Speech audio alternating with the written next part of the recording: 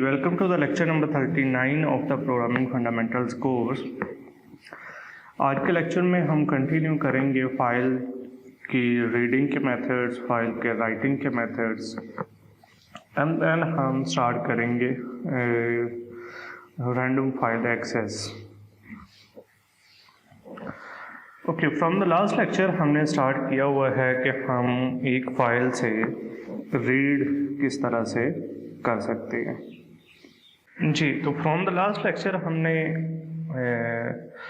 Start किया था discuss करना कि हम फाइल को रीड किस तरह से कर सकते हैं। And for the reading and writing the purpose हमने ये डिस्कस किया था कि हम एफ स्ट्रीम की एक हेडर फाइल को यूज़ करते हैं एंड एफ स्ट्रीम में फिर देन हम आगे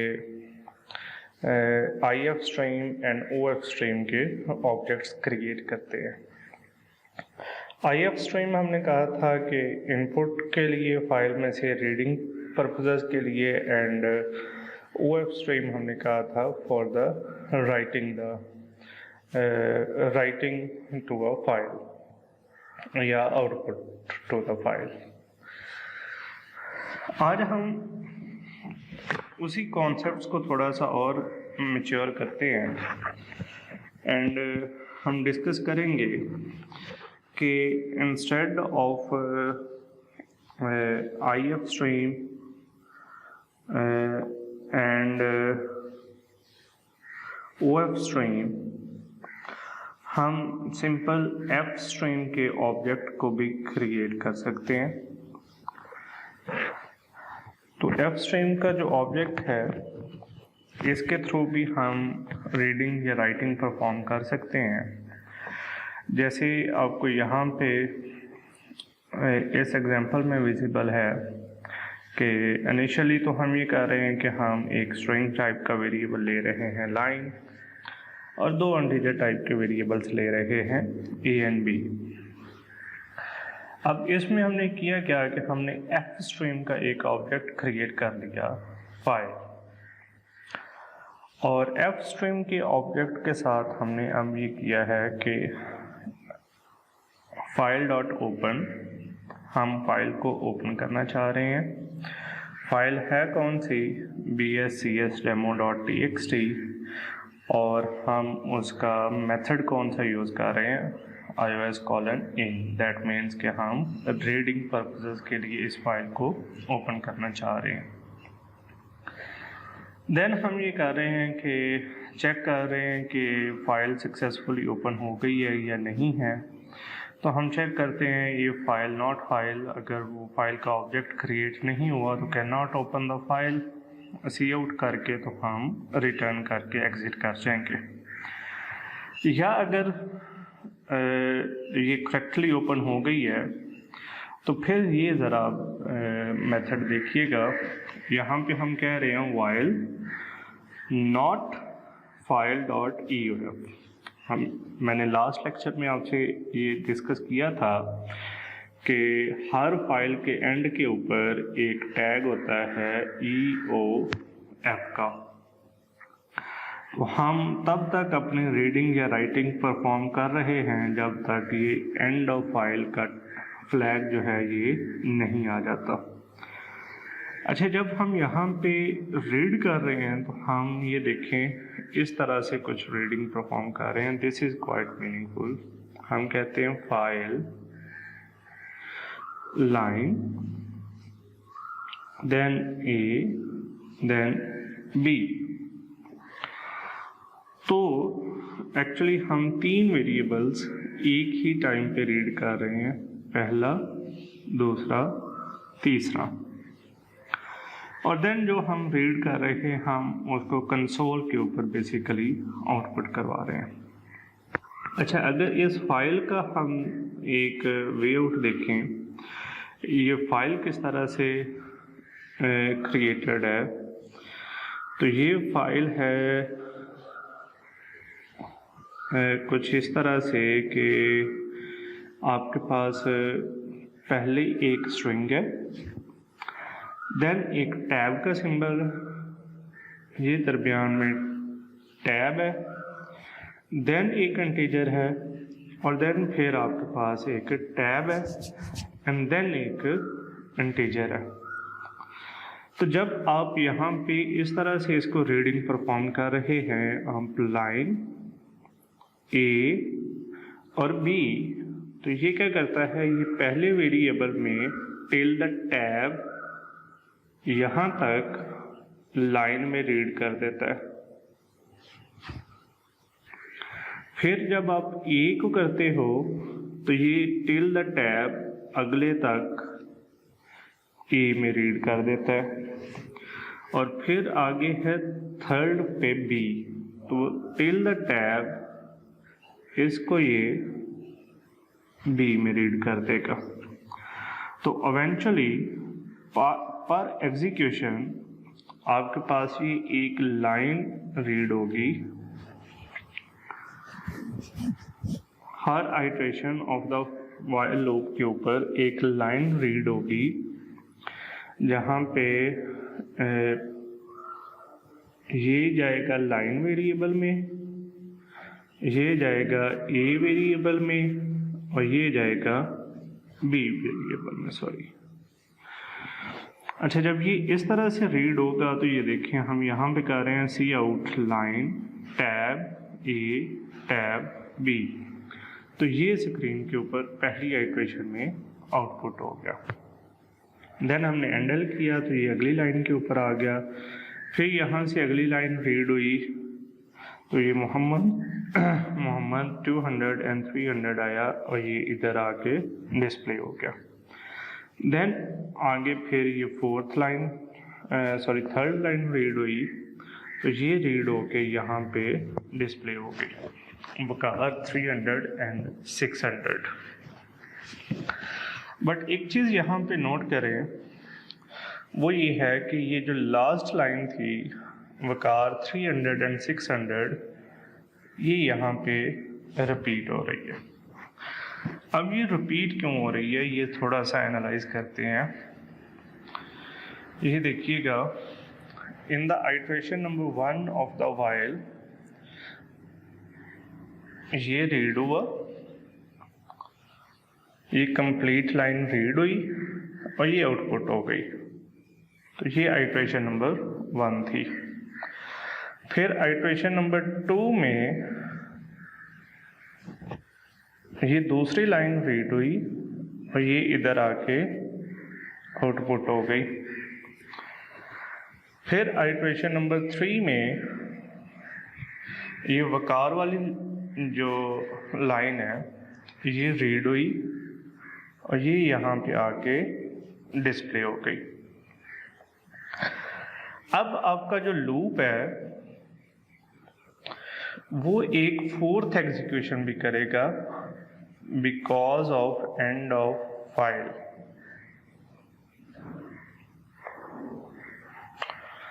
बिकॉज एंड ऑफ फाइल के ऊपर जब ये 4th एग्जीक्यूशन करेगा तो इन द 4th एग्जीक्यूशन आपके पास ये जो अब फाइल में से डाटा रीड तो नहीं हुआ, फाइल में से डाटा तो रीड नहीं हुआ, लेकिन लाइन ए और बी जो वेरिएबल्स हैं इसमें प्रीवियस वैल्यूज पड़ी हुई हैं अभी वकार 300 एंड 600। तो जब ये अपनी 4th एग्जीक्यूशन करेगा तो ये अपनी प्रीवियस वैल्यूज जो हैं ये यहाँ पे आउटपुट करेगा। ओके, अब देखिएगा ये 4th आइट्रेशन में, अब ये 4th आइट्रेशन हुई क्यों है? 3rd आइट्रेशन जब हुई थी तो आपका जो फाइल था उसमें लाइन सेव था, ए सेव था, बी सेव था, उस वक़्त उसमें ई ओ एफ सेव नहीं था। ठीक है, 3rd आइट्रेशन में यहाँ पे क्या स्टोर था, आपके पास वकार 300 एंड 600 स्टोर था।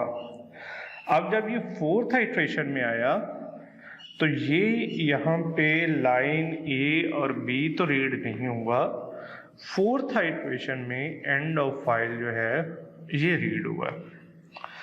तो फोर्थ आइट्रेशन में चूंकि एंड ऑफ फाइल रीड हुआ है, लेकिन लाइन ए और बी जो वेरिएबल्स थे उसमें तो वैल्यू स्टोर थी, इसलिए वो यहाँ पे डिस्प्ले होगी। अब फोर्थ आइट्रेशन में आपके पास एंड ऑफ फाइल रीड हुआ है, और जब एंड ऑफ फाइल रीड हुआ है तो फिर ये लूप टर्मिनेट कर जाएगा। तो इन दिस सिनेरियो आपके पास जो total number of the iterations ये लूप परफॉर्म कर रहा है दैट आर 4। अगेन एक दफ़ा देख लें, पहली आइट्रेशन में शहबाज रीड हुआ, दूसरी आइट्रेशन में मोहम्मद रीड हुआ, थर्ड आइट्रेशन में वकार रीड हुआ। अब फोर्थ आइट्रेशन में एंड ऑफ फाइल रीड हुआ।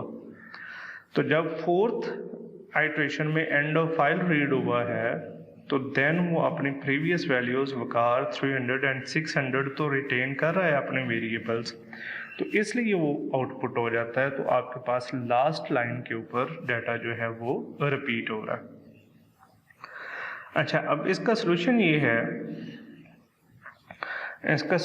है कि हम थोड़ा सा यहाँ पे लॉजिक को चेंज कर दें और हम ये कहें कि वाइल में not end of file read ना करें, हम ये करें, हम जो रीडिंग की कंडीशन है उसको वाइल लूप में मूव कर देते हैं। अब इसका क्या मतलब है कि लूप तब तक एग्जीक्यूट करता जाएगा जब तक फाइल में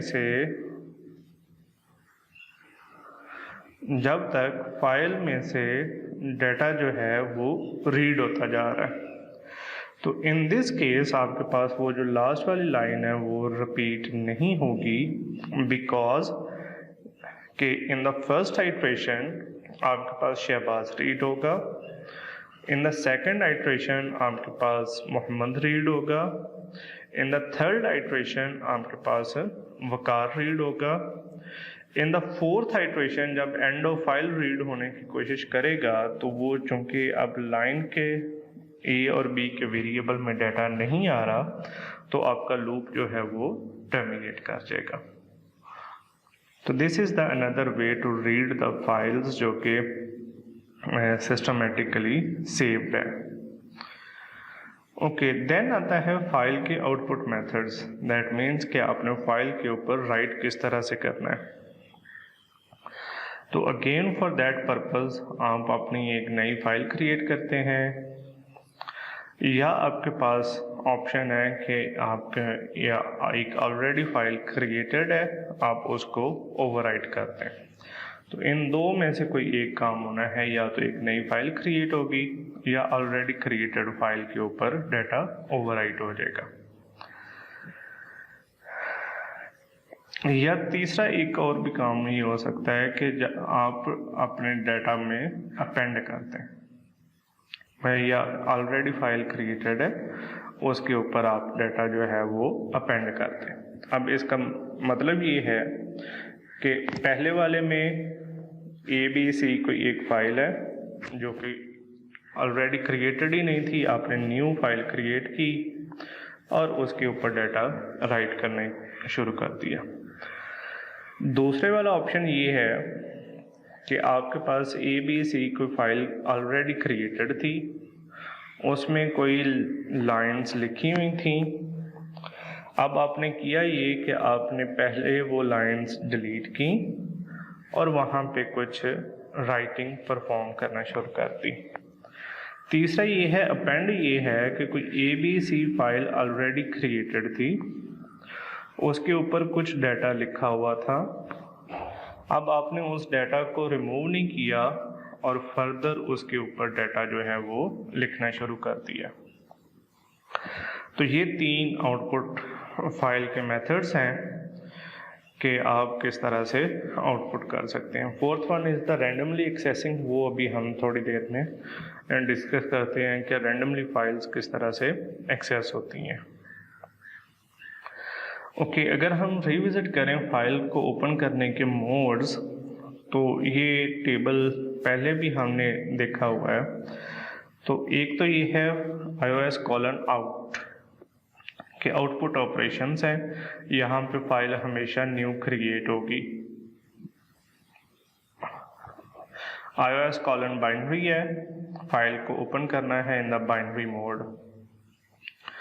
iOS:ATE के जो राइटिंग की पोजीशन है या रीडिंग की पोजीशन है वो at the end of file वो सेट करेगा। एक है iOS:append।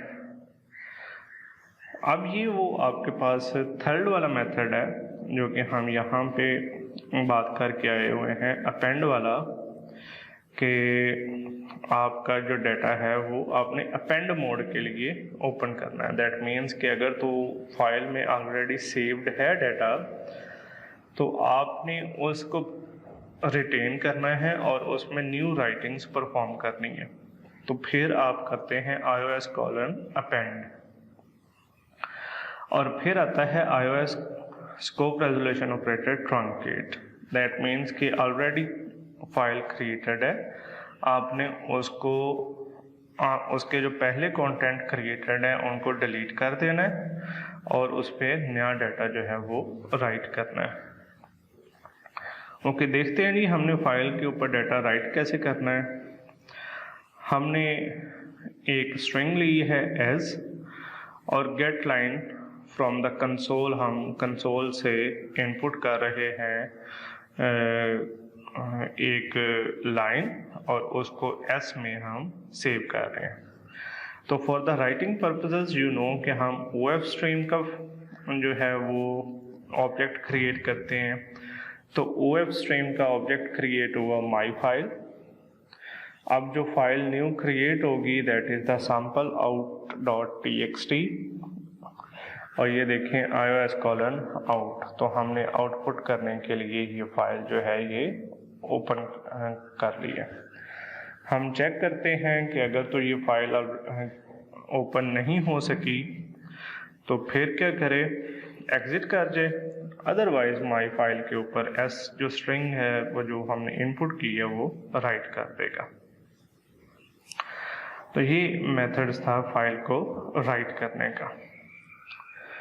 ओके, देन हम ज़रा डिस्टिंग्विश करते हैं सीक्वेंशियल फाइल एक्सेस और रैंडम फाइल एक्सेस। अच्छा, अभी आपके पास कोई फाइल है इस तरह से, लेट्स सपोज, जिसमें डाटा जो लिखा हुआ है that is the Shahbaz space Mohammad space Raheel. तो ये एक आपके पास फाइल थी जिसके ऊपर कुछ इस तरह से डाटा लिखा हुआ है, शहबाज लिखा हुआ है, फिर स्पेस लिखी हुई है, फिर मोहम्मद है, फिर स्पेस है, फिर राहील है। और यू नो कि हर फाइल के एंड के ऊपर एंड ऑफ फाइल का फ्लैग होता है। तो ये एक फाइल है। ऐसे ही कोई एक और फाइल है जहाँ पे आपके पास अहमद स्पेस मोहम्मद स्पेस राहील और एंड ऑफ फाइल है। ओके, अब आपके पास सीक्वेंशियल फाइल एक्सेस ये है कि आप यहाँ से फाइल को रीड करना शुरू करते हैं और वन बाय वन आप मूव करते हो। ऐसे ही आप यहाँ से आते हैं one by one, character by character या लाइन बाय लाइन आप इसको रीड करते हो। This is the sequential file access कि आप एक सीक्वेंस में मूव कर रहे हो। तो आप पहले करैक्टर पे जाते हो, फिर दूसरे पे जाते हो, फिर तीसरे पे जाते हो, फिर चौथे पे जाते हो, फिर पांचवें पे जाते हो, फिर छठे पे जाते हो, फिर सातवें पे जाते हो। तो आप एक सीक्वेंस में मूव कर रहे हो। इस वाले तरीकाकार में अगर आपने फाइल ओपन की है और आपका कर्सर अभी स्टार्ट के ऊपर है और आप ये चाह रहे हैं कि मैं डायरेक्टली यहाँ पे राहील को रीड कर लूँ, तो दिस इज नॉट पॉसिबल। आप डायरेक्टली राहील के ऊपर मूव नहीं कर सकते। आपको क्या करना पड़ेगा, पहले S, फिर H, फिर A, फिर H, फिर B, फिर A, फिर Z, इस तरह हर एक करैक्टर के ऊपर आपको मूव करते करते करते फिर आपको इधर से मूव करते करते करते फिर यहाँ पे आना पड़ेगा, एंड देन आप जाके इसके डाटा को रीड कर सकते हो। तो this is called the sequential file access, जहाँ पे आप डायरेक्टली किसी डाटा के ऊपर मूव नहीं कर सकते, आपको one by one from the start आपको मूव करना पड़ता है और आपको नेविगेट करना पड़ता है थ्रू आउट द सारी फाइल। तो this is the sequential file access. अब इस तरह की फाइल्स में इशू ये है कि अगर आपके पास एक बड़ी फाइल है, लेट्स सपोज कि आपके पास 1 GB की फाइल है और आपने उसकी लास्ट वाली लाइन रीड करनी है, तो अननेसेसरली आपको सारी की सारी फाइल को रीड करना पड़ेगा, ठीक है, बिकॉज के 1 GB की फाइल में, या लेट से आप इस तरह से कहते हैं कि आपके पास एक ऑडियो की फाइल है जिसमें 100 सॉन्ग्स पड़े हुए हैं, and you want to read the last song जो कि 100 इंडेक्स के ऊपर है, तो पहले आपको 99 जो सॉन्ग्स हैं उनको स्किप करना पड़ेगा। मतलब आपने रीड किया, स्किप किया, रीड किया, डिस्कार्ड किया, रीड किया, डिस्कार्ड किया, एंड सो ऑन, आप चलते जाते हैं। तो इन दैट केस आपको 99 सॉन्ग्स जो हैं वो रीड भी करने हैं एंड स्किप भी करने हैं to reach at the 100 song, ठीक है। तो in this way this is quite time consuming भी है और रिसोर्स कंज्यूमिंग भी है, बिकॉज कि आपके CPU के रिसोर्सेज भी लग रहे हैं और आपकी टाइम भी एक्स्ट्रा लग रहा है। तो देन हम क्या करते हैं, इस तरह के मसले मसाइल से बचने के लिए we move to the random file access. अब रैंडम फाइल एक्सेस में हम करते ये हैं कि हम इक्वल साइज के ब्लॉक्स क्रिएट कर लेते हैं। फॉर एग्जांपल यहाँ पे देखें तो हमने 1, 2, 3, 4, 5, 6, 7 और 8 इंडेक्सेस का एक ब्लॉक क्रिएट कर लिया। अब जब हमने 8 इंडेक्सेस का एक ब्लॉक क्रिएट कर लिया तो हम यहाँ पे एक चीज़ मैंडेटरी कर रहे हैं कि, और लेट्स से हम ये कहते हैं कि एक लाइन में एक नेम ही आएगा, या आप कह लें कि एक लाइन में एक सॉन्ग ही आएगा। अब ये देखें, नेम वाली एग्जांपल के साथ चलते हैं। हमने 8 लोकेशंस का एक डाटा जो है वो रख लिया हुआ है। हम कहते हैं कि पर लाइन एक नाम ही आएगा और वो हमेशा 8 बाइट्स ही कंज्यूम करेगा, बेशक उसका साइज पहले वाले नेम वाले शहबाज वाले केस में 7 है, फिर भी वो एक लाइन में ही आएगा। मोहम्मद वाले केस में उसका साइज 8 था, फिर भी वो एक लाइन में ही आएगा।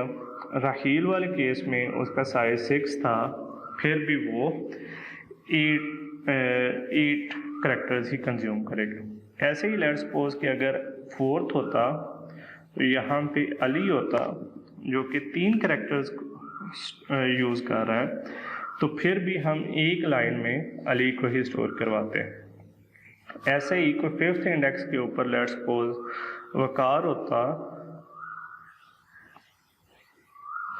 जो कि 5 करैक्टर्स का था, तो देन भी हम उसे एक लाइन में ही स्टोर करवाते हैं। अच्छा, इससे हमें फ़ायदा ये है, लेट्स सपोज कि हम ये कहते हैं कि हमें 4th नाम रीड करके दो तो हमें पता है कि फोर्थ कहाँ पे स्टोर्ड है। तो हमें पता है चूँकि ये 8 करैक्टर्स का एक है, तो फोर्थ कहाँ से स्टार्ट हो रहा होगा, 25th से लेके 32 तक जो है वो हम फोर्थ को रीड कर लेंगे। ठीक है, अगर कोई हमें कहता है कि आप पहला नाम रीड करके दो, तो हम कहेंगे कि 1 से लेके 8 तक रीड कर लो। अगर हमें कोई कहता है कि दूसरा रीड करके दो, तो हम कहेंगे कि 9 से लेके 16 तक रीड कर लो। अगर कोई कहता है जी तीसरा नाम रीड करके दो, तो हम कहेंगे कि तुम जनाब 17 से लेके 24 तक रीड कर लो, एंड सो ऑन, बिकॉज कि हमें पता है कि one name is consuming 8 bytes. तो हम ये कहें, जो भी हमें कहेगा कि कितनवा नाम रीड करना है, कोई कहता है जी 50वां नाम मुझे रीड करना है, ठीक है, या कोई कहता है मुझे 50वां नाम रीड करना है, तो बिकॉज कि हमें पता है कि जो 49 बाइट्स हैं, जो पिछले 49 नेम्स हैं, हम कहेंगे कि मल्टीप्लाई बाय 8 करो और इससे अगले 8 बाइट्स जो हैं वो आप रीड कर लो, तो that would be the 50th name. तो इस तरह से हम रैंडम फाइल एक्सेस में क्या करते हैं, हम अपने ब्लॉक का साइज जो है वो फिक्स कर देते हैं। हम अपने ब्लॉक का साइज फिक्स कर देते हैं। हम कहते हैं कि ये 8 का होगा, ये 20 का होगा, ये 50 का होगा, ये 100 का होगा, ये लेट्स से कितना भी कोई n बाइट्स हम जो है वो फिक्स कर देते हैं। और देन हम एक लाइन में n बाइट्स लिखते हैं ताकि हम रैंडमली टारगेट कर सकें कि हमने किस बाइट को रीड करना है। This is the random file access. अच्छा, रैंडम फाइल एक्सेस में फ़ायदा तो ये है कि हमारे पास फास्ट प्रोसेसिंग है। लेट्स सपोज कि हमने तीसरा नाम रीड करना है, 50वां नाम रीड करना है, 1,00,000वां नाम रीड करना है, तो हम क्विकली फाइंड आउट कर लेंगे कि हमने कौन सा बाइट जो है वो रीड करना है, लेकिन इट वेस्ट द स्पेस। अब वो कैसे स्पेस वेस्ट करता है ये देखें। इस वाले केस में 1 बाइट यहाँ पे ज़ाया हो रहा है, 2 बाइट यहाँ पे ज़ाया हो रहे हैं। अगर यही अली का केस होता तो ये 1 2 3 4 5 बाइट्स यहाँ पे ज़ाया हो जाने थे। अगर वकार लिखा था तो आपके पास 3 बाइट्स ज़ाया हो जाने थे। तो इस तरह से ये स्पेस तो वेस्ट करता है, लेकिन it is the fast processing. Okay, तो रैंडम फाइल एक्सेस में जब हमने मूव करवाना है अपना कर्सर, जैसे लेट्स सपोज कि एक ब्लॉक ये है, एक ब्लॉक ये है, एक ब्लॉक ये है, तो इनिशियली तो कर्सर यू नो कि यहाँ पे सेट होता है। अब अगर आपने यहाँ पे मूव करवाना है तो आप 2 फंक्शंस में से कोई एक यूज़ करेंगे, या तो आप सीक जी यूज़ करेंगे या आप सीक पी यूज़ करेंगे। अगर आप रीडिंग परफॉर्म कर रहे हैं तो आप सीक जी यूज़ करेंगे, और अगर आप राइटिंग के लिए आपने करना है तो देन आप सीक पी यूज़ करेंगे।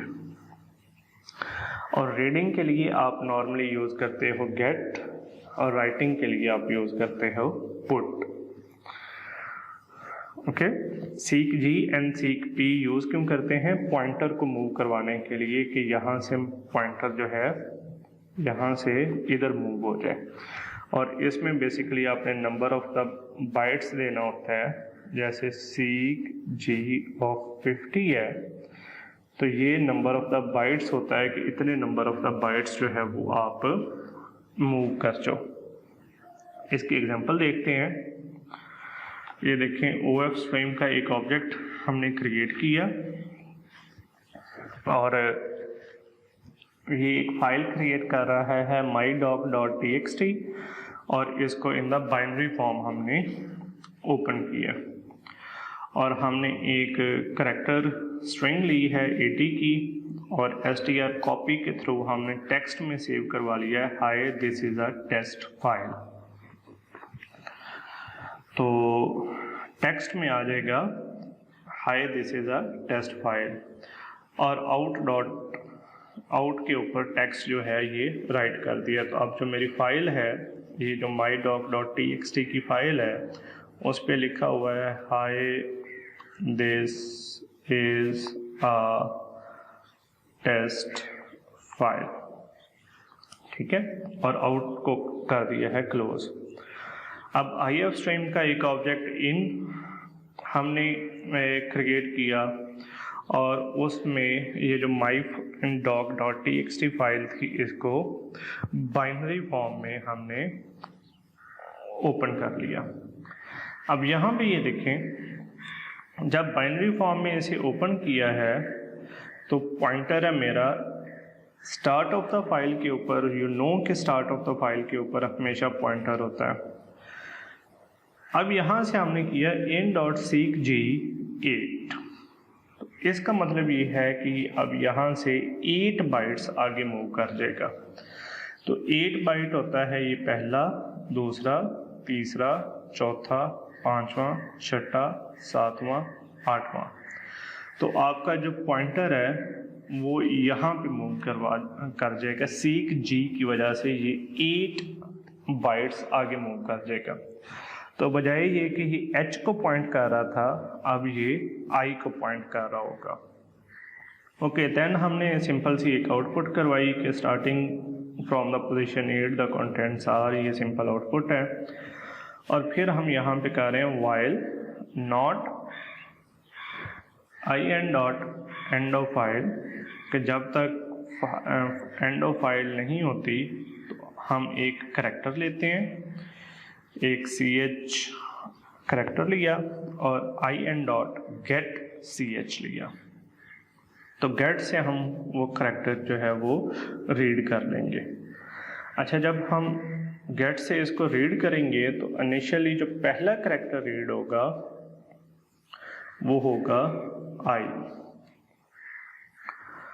तो जब I रीड हुआ फिर हमने चेक किया कि ये एंड ऑफ फाइल तो नहीं है, मतलब एंड ऑफ फाइल वाला करैक्टर तो नहीं है। अगर ये एंड ऑफ फाइल वाला करैक्टर नहीं है तो हमने इसको आउटपुट कर दिया। तो ये चूंकि I है, ये एंड ऑफ फाइल करैक्टर तो नहीं है, तो हम इसको आउटपुट कर देंगे तो ये आ जाएगा I। फिर अगली आइट्रेशन में ये एज, फिर स्पेस, फिर ए, फिर स्पेस, फिर टी एंड सो ऑन, इस तरह से ये आउटपुट कर देगा। तो ये इसकी आउटपुट आएगी एज अ टेस्ट फाइल। तो कॉन्सेप्ट जो यहाँ पे डिस्कस किया गया है दैट इज द सीक जी। तो सीक जी से देखें, हमने 8 पॉइंट्स जो हैं वो ये अपने स्टार्टिंग कंडीशन से आगे मूव करवा दिए थे। ओके, सीक जी जो है इसको हम फर्दर किस तरह से यूज़ कर सकते हैं? हम इस तरह से कर सकते हैं, सीक जी iOS call scope resolution operator beginning, अब BEG फॉर द बिगनिंग। तो लेट्स सपोज कि ये फाइल थी, ये कंटिन्यूसली एक फाइल चल रही है और आपका जो करंट पॉइंटर है that is at this point, ठीक है, मतलब ये लाइन पहले रीड हो चुकी है और पॉइंटर यहाँ पे। अगर आप यूज करते हो सीक जी और यहाँ पे मैं कहता हूँ 8 और iOS :BEG, तो इसका ये मतलब है कि फ्रॉम द बिगनिंग, पॉइंटर अभी यहाँ पे था, पॉइंटर को हमने स्किप कर दिया, तो फ्रॉम द बिगनिंग ये 8 कैरेक्टर्स को, 8 बाइट्स को यहाँ से मूव करवा दें। तो पॉइंटर 1 2 3 4 5 6 7 8, तो पॉइंटर यहाँ पे मूव हो जाएगा। दैट मीन्स कि 8 बाइट्स फ्रॉम द बिगनिंग। दूसरे वाला है, अगर लिखा हुआ है 8 iOS करंट, तो इसका ये मतलब है 8 बाइट्स फ्रॉम द करंट आगे मूव हो जाए। जैसे ये है, यहाँ से 1 2 3 4 5 6 7 8 आगे मूव हो जाएगा।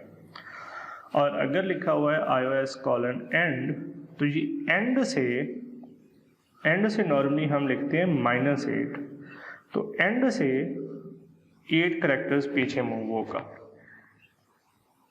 ठीक है, तो iOS :beginning मीन्स के स्टार्ट से, iOS :current मीन्स के जहाँ पे करंट पॉइंटर है वहाँ से ये रीडिंग या राइटिंग परफॉर्म करना शुरू कर देगा। एंड iOS :end मीन्स के एंड से इतने पॉइंट्स जो हैं वो पीछे मूव हो जाए। जैसे यहाँ पे लिखा हुआ है कि एंड से